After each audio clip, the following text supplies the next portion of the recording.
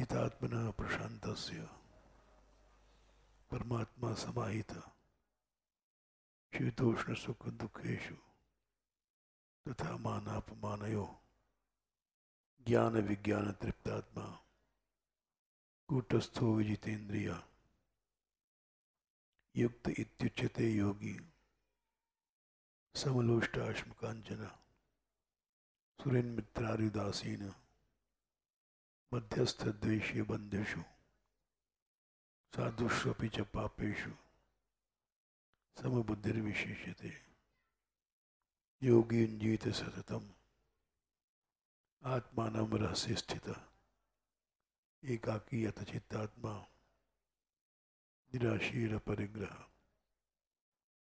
शुचो देशे प्रतिष्ठाप्य स्थिरमासनमात्मनः नात्युच्छ्रितं नातिनीचं चैलाजिनकुशोत्तरम् तत्रैकाग्रं मनः कृत्वा यतचित्तेन्द्रियक्रिया उपविश्यासने युञ्जात् योगम् आत्मविशुद्धये समं कायशिरोग्रीवं धारयन्नचलं स्थिरः सम्प्रेक्ष्य नासिकाग्रं स्वं दिशश्चानवलोकयन् प्रशान्तात्मा विगतवीर ब्रह्मचारी व्रते स्थितः मनः संयम्य मच्चित्तो युक्त आसीत् मत्परा युञ्जन्नेवं सदात्मानं योगी नियतमानसः शान्तिं निर्वाण परमां मत्संस्थामधिगच्छति नात्यश्नतस्तु योगोऽस्ति न चैकान्तमनश्नतः नातिस्वप्नशीलस्य जागृतो नैव चार्जुन युक्ताहार विहारस्य युक्तचेष्टस्य कर्मसु युक्तस्वप्नावबोधस्य योगो भवति दुःखः यदा विनीतं चित्तम् आत्मन्येवावतिष्ठते निःस्पृहः सर्वकामेभ्यो युक्त इत्युच्यते तदा यथा दीपो निवातस्थो निङ्गते सोपमा स्मृता योगिनो यतचित्तस्य युञ्जतो योगमात्मनः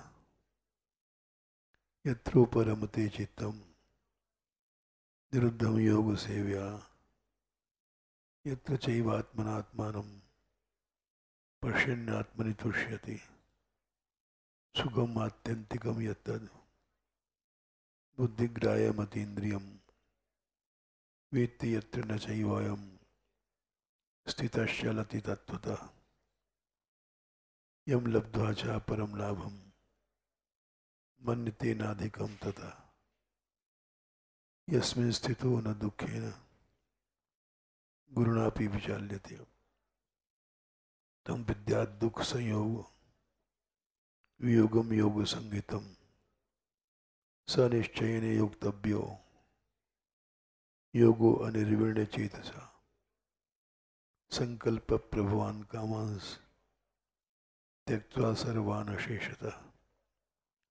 मनसैवेन्द्रिय ग्रामं विनियम्य समन्ततः शनैः शनैरुपरमेद बुद्ध्या धृतिगृहीतया आत्मसंस्थं मनः कृत्वा न किंचिदपि चिन्तयेत् यतो यतो निश्चरति मनश्चञ्चलमस्थिरं ततस्ततो नियम्यैतद् आत्मन्येव वशं नयेत् प्रशान्तमनसं हीनं योगिनं सुखमुत्तमम् उपैति शान्तरजसं ब्रह्मभूतमकल्मषम्। ये श्लोक चल रहा था कि ब्रह्म रूप होने के बाद तब उसको ब्रह्म रूप सुख मिलता है। इसी को रामायण में भी गोसाई जी ने लिखा है, सोई जानई जीव देहि जनाई, जानत तुमहि तुमयो हो जाई। तुमको जानने के बाद वो तुम ही बन जाता है। इसी को प्रेम पद्धति में भी कहा गया है कि मैं तू, तू मैं हो गए, मैं देही तू प्राण, अब कोई नहीं कह सके तू और मैं है आन।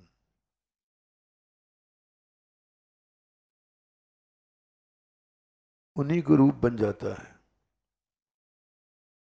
ब्रह्मविद ब्रह्मैव भवति, श्रुतियों में भी कहा गया है, ब्रह्म को जानने वाला ब्रह्म ही बन जाता है। उसी तरह से यहां कह रहे हैं कि सब प्रकार के कलमश चले गए, रजोगुण शांत हो गया सदा के लिए। प्रशांत मन संयेनम योगिनम सुखम उत्तमम, उपैति शांत रजसम ब्रह्मभूतम अकल्मषम। रजोगुण शांत हो गए, इसके माने कि सब कलमश चले गए, समस्त विकर्मों की और पापों की जड़ काम है। काम शांति माने रजोगुण चला गया। कामेश क्रोधेश रजोगुण समुद्भव, महाशनो महात्मात्मा विद्येनम ही वैरणम। भगवान ने सर्वत्र अपना ही रूप देखने का आज्ञा किया, लेकिन साधक के लिए यह आवश्यक है कि भेद दृष्टि रखे, काम को शत्रु माने। यदि ऐसा नहीं होगा तो कभी कलमश नहीं जाएगा, बना रहेगा। इसलिए जो साधक है उसको ये भेद रख कर चलना पड़ेगा। ये महाशनो, ये कामी महापापी है। महाशन माने बहुत खाने वाला है, इसका पेट कभी नहीं भरता है, उसको महाशन कहते हैं।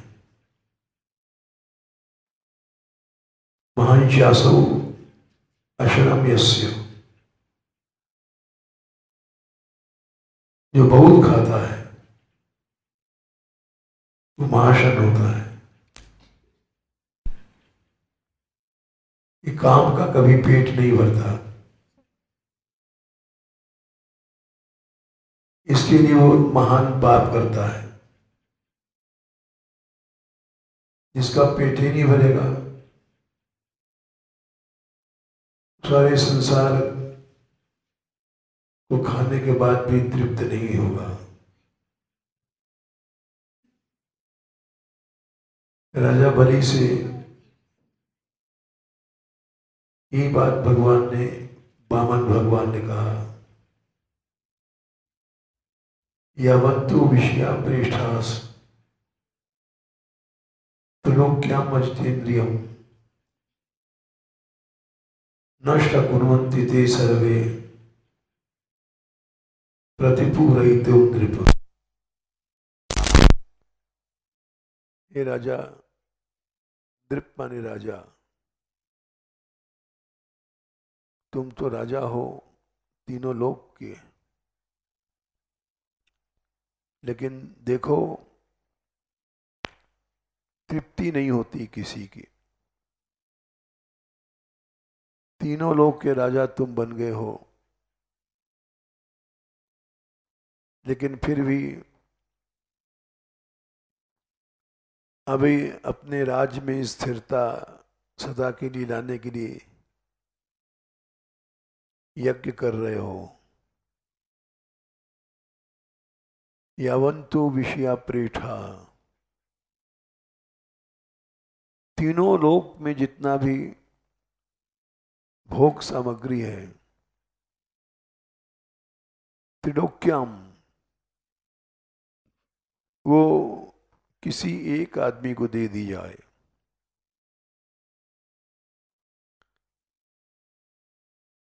और वो अजितेंद्रिय है,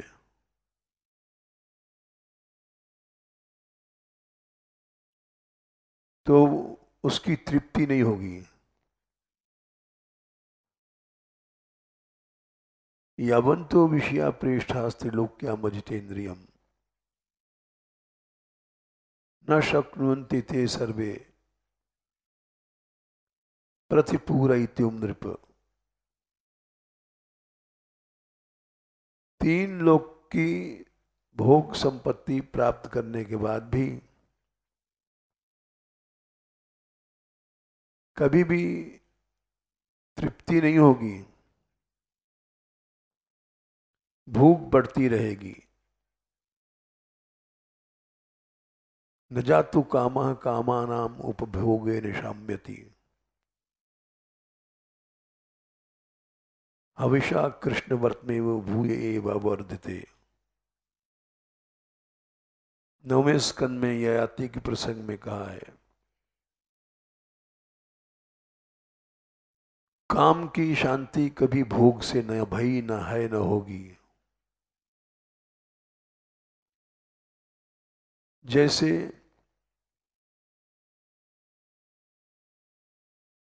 घी आग में छोड़ो, हविषा कृष्ण वर्त में आग बढ़ती जाएगी। ऐसा लगता है कि आग बुझ गई। एक पीपा घी छोटे से कुंड में डाल दिया, ऐसा लग गया कि आग बुझ गई, बुझी नहीं, वो और ज्यादा बढ़ जाएगी। मनुष्य भोग भोगता है, भोग की तृप्ति हो जाए, और वो आग बढ़ जाती है। बुझे न काम अगिन तुलसी कहूं, विषय भोग बहु घीते। इसलिए महाशनो महापापमा इस काम को कहा गया। जिसकी आज तक कभी तृप्ति न भई न होगी।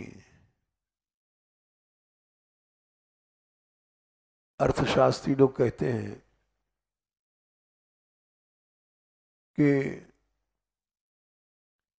इस संसार में, पृथ्वी में सबसे वजनी और भारी चीज है पहाड़। गिरिर महान, बोले उससे भी कोई बड़ी चीज है। गिरिर अब्धिर महान, उससे बड़ा समुद्र है। समुद्र के अंदर बहुत बहुत पहाड़ पड़े हुए हैं।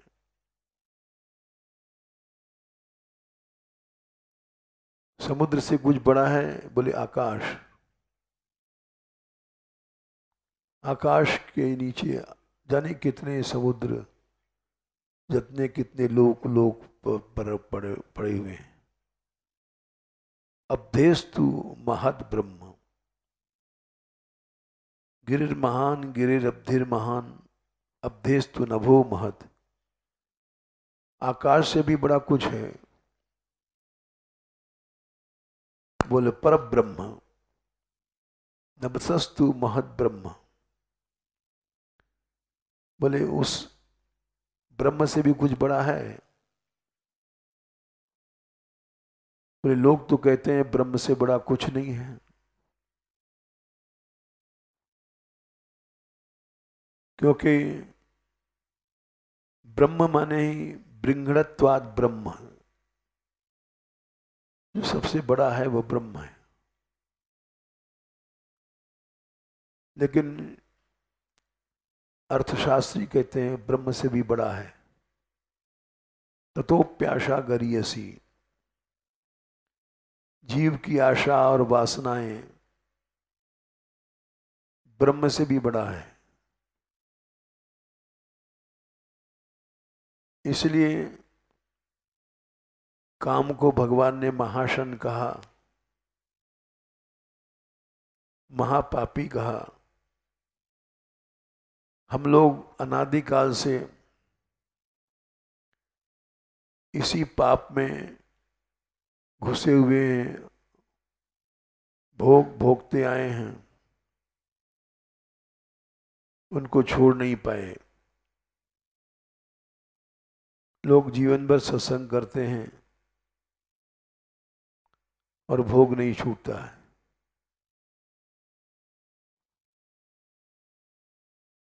नर सहस्त्र मह सुनहु पुरारी, पार्वती ने कहा था।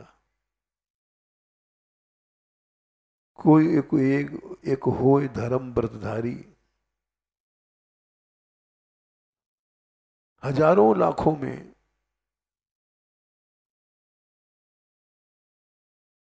धर्म व्रतधारी कोई एक होता है। उत्तरकांड में 56वें चौवन के बाद, दोहा के बाद पार्वती ने शंका किया है।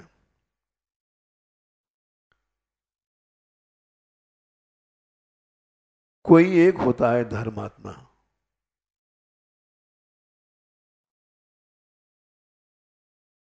नहीं तो धर्मात्मा लोग नहीं होते हैं। पैसा नहीं छोड़ पाते, काम नहीं छोड़ पाते। धर्म व्रतधारी, धर्म ही एक सत्य है। इस व्रत को लेने वाला कोई एक होता है।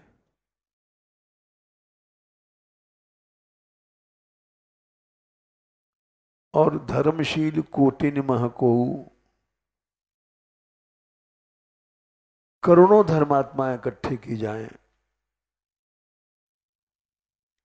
ठीक है धर्म खूब कर रहे हैं, लेकिन विषयों से अलग कोई एक होता है करोड़ों में। विषय विमुख विराग रत हुई, विषयों से विमुख हो जाए। विमुख माने उल्टा मुंह घूम जाए, विषयों की ओर कभी भी मुख नहीं जाए, उसको विषय विमुख कहते हैं। सच्चा विराग वही है जो विषयों की ओर कभी मुंह नहीं जाता है, विषय से विमुख रहता है। जैसे 36 की संख्या लिखो, 3 की पीठ और 6 की पीठ एक साथ रहती है। कभी भी 36 63 नहीं होता। 63 में 6 और 3 का मुंह एक हो जाता है।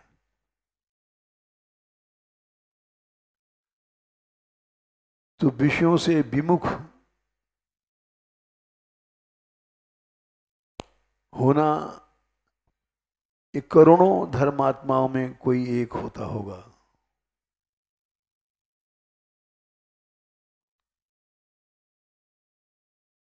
जग से रह 36 मन,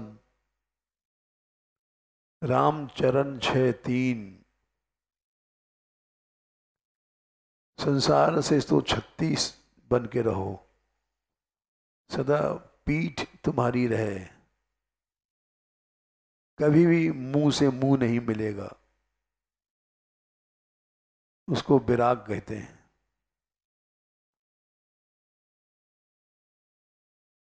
कोटि धर्मशील कोटिन मह को, विषय विमुख विराग रत हो। और विरक्ति भी आ जाए तो सच्चा ज्ञान नहीं होता। कोटि विरक्त मध्य श्रुति कहाई, सम्यक ज्ञान सकृत को लहाई।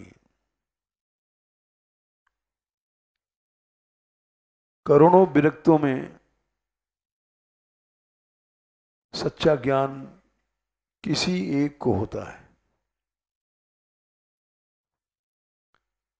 साधु बनने के बाद भी संग्रह भोग इसी में जीवन चला जाता है। अभी हमारे यहाँ एक लड़की है, उसका पिता साधु है, नाम तो याद नहीं रहता।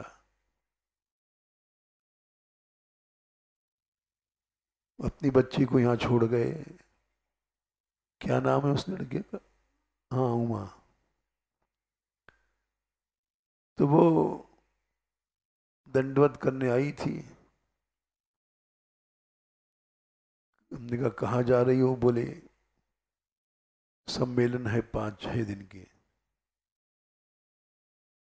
दूर जा रहे हैं मैनपुरी। हमने कहा तुम्हारा पिता भी तो साधु है, उसको भी साथ लगा लो, तुम्हारे साथ रहे, पिता और पुत्री एक साथ रहोगे, सुरक्षा रहेगी और उनका भी कल्याण होगा। तो बोली कि स्वामी जी मैं क्या लगा लूं, लगते ही नहीं है। कैसे पता? बोले कल भैया जी को वृंदावन मिले थे, पंगत खाने जा रहे थे भंडारे में, भंडारों से छुट्टी नहीं है।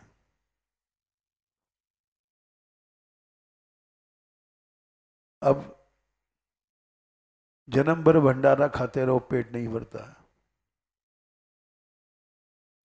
महाशन है। भगवान ने 3रे अध्याय में 37वें श्लोक में कहा है, महाशनो महापापमा। महाशन माने इसका पेट नहीं भरेगा, भोगते जाओ, भोगते भोगते मर जाओ, इसका पेट भरने वाला नहीं, महाशन है। महाशन माने जिसका इतना भोजन है कि महापापमा है। पाप करते जाओ, पेट नहीं भरेगा।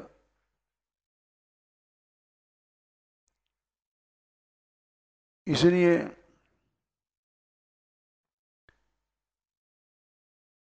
उनको कोई लगा नहीं सकता। हम जब यहाँ आए थे, साधु बने थे, तो एक महापुरुष थे, हाथी बाबा।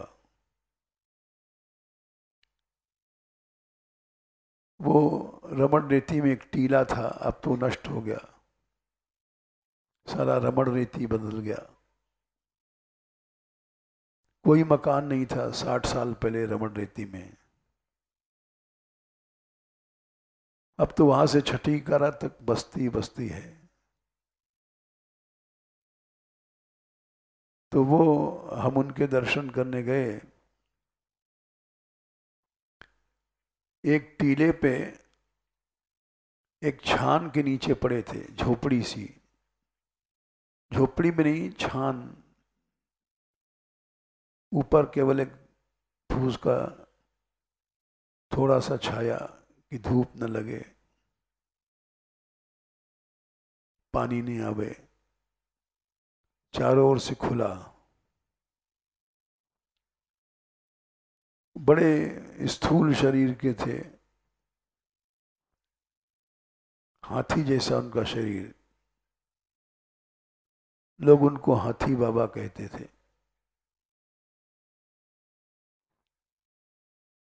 तो हमने भी नाम सुना था उनका कि बड़े विरक्त हैं, पुराने महात्मा हैं, तो उस महात्माओं के दर्शन करने हम जाया करते थे। पुराने महात्मा हैं, तो वहां पहुंचे, महात्माओं के दर्शन करते। तो छोटी उम्र थी हमारी, 17वें साल में हम निकल पड़े थे घर से। तो चरण छुआ हमने,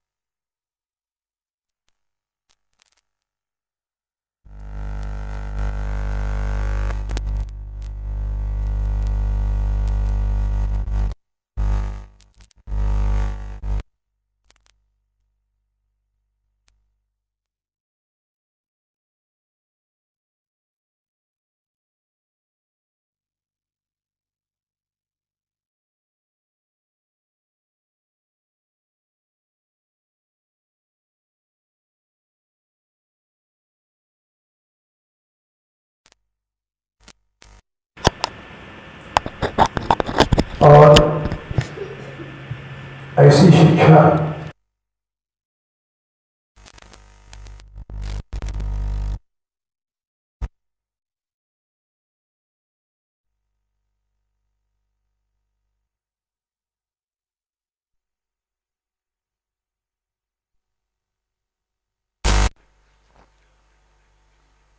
उसी लड्डू में बह जाते हैं और जीवन भर पंगत कहाँ है, चिट्ठी कहाँ है, लड्डू कहाँ है, इसी में रहते हैं। इसलिए बंशी वंशी नहीं मिलती किसी को।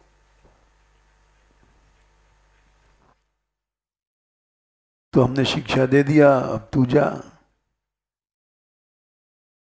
लड्डू के चक्कर में नहीं पड़ना। पढ़ना पड़ेगा क्योंकि साधु समाज लड्डुओं के चक्कर में है, घूम रहा है। तू तो नया आया है, मुझको जाने कितने साल हो गए देखते देखते। जो भी साधु बनता है, लड्डू, भंडारा, चिट्ठी, बस इसी में घूमता रहता है। इसलिए सुनाया हमने कि भगवान ने भी इस बात को कहा, महाशनो महापापमा। ये काम महाशन माने बहुत खाता है और महापाप भी है। ये पाप कराता है, ये कामनाएं ही पाप कराती हैं। 100 जूते खाएं, तमाशा घुस के देखेंगे। जब तक सिर सलामत है तब तक तमाशा कभी न छोड़ेंगे। अपमान, तिरस्कार, कलंक 1000 संसार देता है, क्योंकि काम महापापमा है। महापाप करना पड़ेगा तुमको। जब तक काम है तुम पाप से बच नहीं सकते। ये दूसरी बात है कि ऐसी चोरी करता हूं खुदा भी न जान पावे, लेकिन खुदा तो जानता है तुम धोखे में हो। तो इसलिए यहां भगवान कहते हैं कि जब तुम श्लोक 28 में विगत कलमश हो जाओगे, बिल्कुल पाप पाप कुछ नहीं रहेगा, विकार नहीं रहेगा, काम नहीं रहेगा, क्रोध नहीं रहेगा, तब तुम सुख से ब्रह्म संस्पर्श अश्नुते मने उसको खाओगे, ब्रह्मानंद को पियोगे। उसके पहले तो तुम पाप पियोगे, पाप खाओगे, कलमश को खाओगे और ब्रह्म अश्नुते नहीं होगो, कलमश अश्नुते होगे।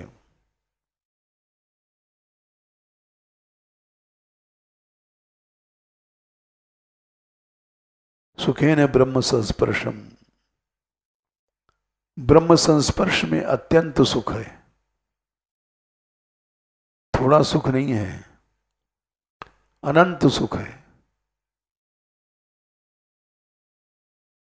वो तुमको मिल जाएगा। कब मिलोगे? जब अकलमश हो जाओगे, तब तुमको मिलेगा। जय श्री राधे।